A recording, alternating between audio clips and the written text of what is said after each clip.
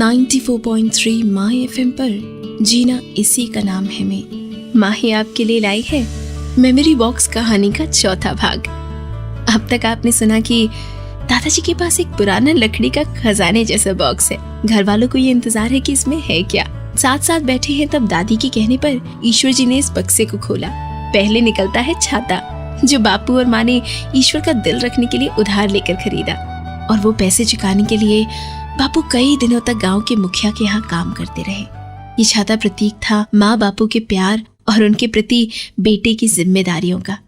फिर उसमें से निकलती है एक पोटली और उसमें बंधे हुए वो कंचे, जो प्रतीक है बचपन की एक मासूम दोस्ती के।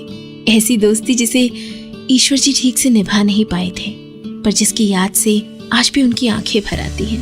फिर उस बॉक्स में से निकलती है चाबियां, जो थी उनके पहले घर की, वो घर जो शांता और ईश्वर की मेहनत की कमाई से बना। ये चाबियां एक सफल दाम्पत्य जीवन और ईश्वर जी और शांता जी के प्रेम का प्रतीक है।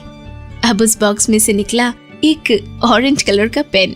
ऐसा क्या है इस सस्ते और ना चलने वाले पेन में कि इसे अभी तक संभाल कर रखा हुआ है दादाजी ने? बताती हूँ अगले गाने के बाद।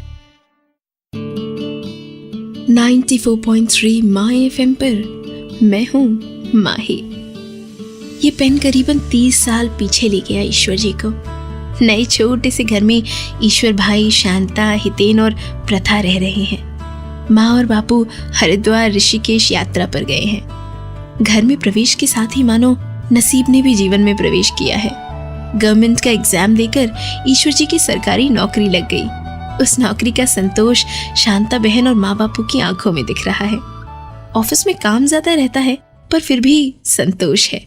ऑफिस में वैसे सरकारी माहौल है, हर काम धीरे होता है, पर ईश्वर जी की काम करने की गति और चौकसाई औरों के लिए कभी कभी कटाक्ष का कारण बन जाती है।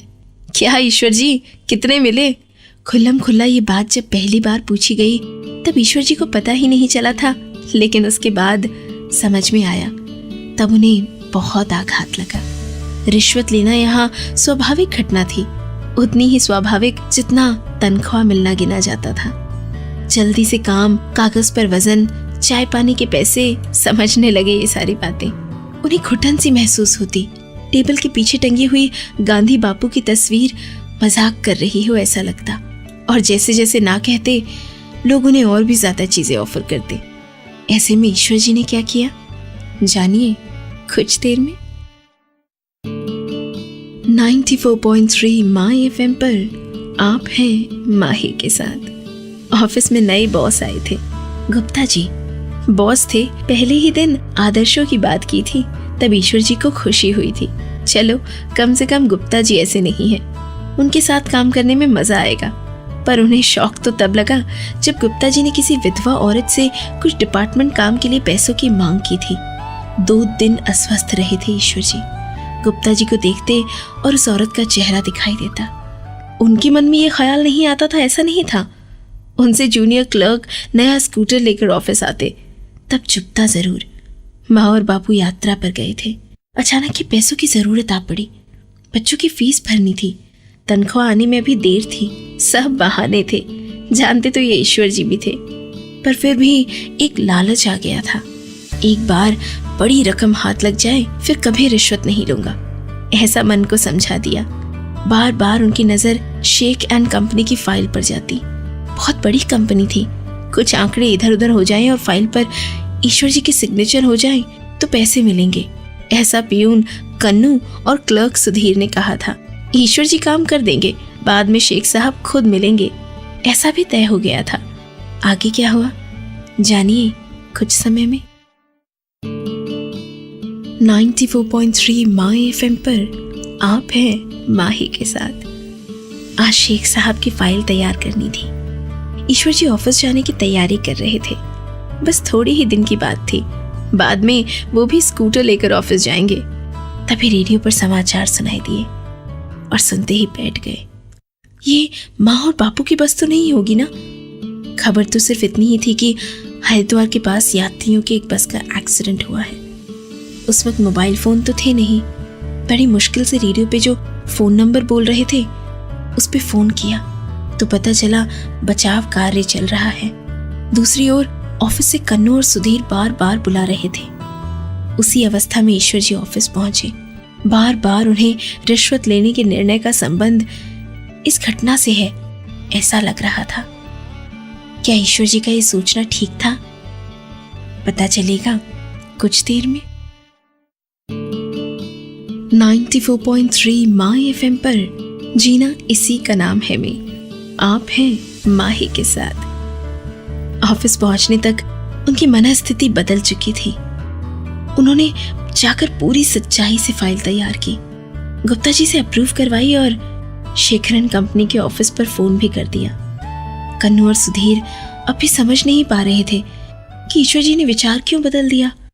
पर जैसे ही शेखरन कंपनी की फाइल तैयार की, शांता ने फोन पर माँ और बाबू सही सलामत है ऐसा समाचार दिया। ईश्वर जी समझ गए उसी वक्त की ऊपर वाला उनसे क्या कहना चाहता है। 2-4 हफ्ते बाद शेख एंड कंपनी के शेख साहब खुद वहां आए। कुछ बोले नहीं, एक पेन निकाल कर टेबल पर रखा। कहा, आपने अच्छा काम किया, प्रामाणिकता से किया, और ऐसे लोगों को मैं ये पेन देता हूँ। ये तुम्हें सच्चाई की याद दिलाता रहेगा। शेख साहब चले गए, पर वो पेन ईश्वर जी के साथ रहा। तब से लेकर ग्रेड 1 के ऑफिसर बन के रिटायर हुए तब तक। 94.3 माय एफएम पर मैं हूँ माही। सस्ता 5 रुपए वाला पेन भी स्वर्ण अक्षर लिख सकता है, ऐसा ईश्वर भाई स्पष्ट मानते थे। बाद में जीवन में कई मुश्किलें आई, काफी लालच भी आए, पर बच गए अपने संस्कार, मूल्य और इस पेन के कारण। पता नहीं प्रशंसा के शेख साहब के वो कहे गए 2 शब्द या फिर ये पेन आंखों के सामने रहा, इसका प्रभाव था। पर सिर्फ ईश्वर जी ही नहीं, पूरे ऑफिस का मंत्र रहा प्रामाणिकता और सच्चाई। और अब छाता, कंचे, चाबी और पेन के बाद बॉक्स से निकले हैं कुछ शंख और सीप। समुद्र के किनारे मिलते हैं ना, वो वाले ऐसे छोटे शंख और सीप। अब इनसे क्या यादें जुड़ी हैं ईश्वर जी की, ये जानने के लिए आपको मेरा साथ देना होगा कल जीना इसी का नाम है में, जब मैं मेमोरी बॉक्स का 5वां और अंतिम भाग लेकर आपके लिए आऊंगी।